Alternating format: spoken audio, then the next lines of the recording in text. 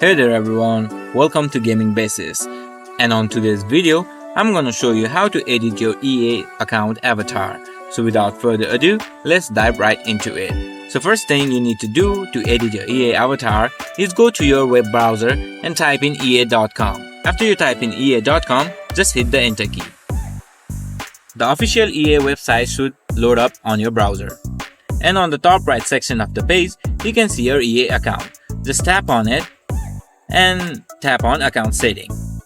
Once you're inside account setting, you can see a squared face on the right side of the screen.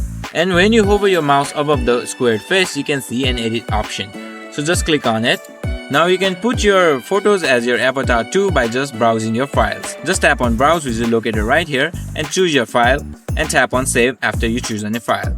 But you can also use EA's art gallery to choose your avatar.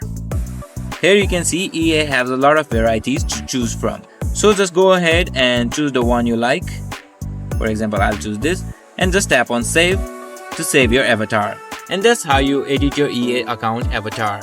If you guys have any confusion, just leave your queries down in comments. And don't forget to like and subscribe to our channel for more useful videos as such. And be sure to hit that notification bell so you never miss our future videos. Thanks for watching.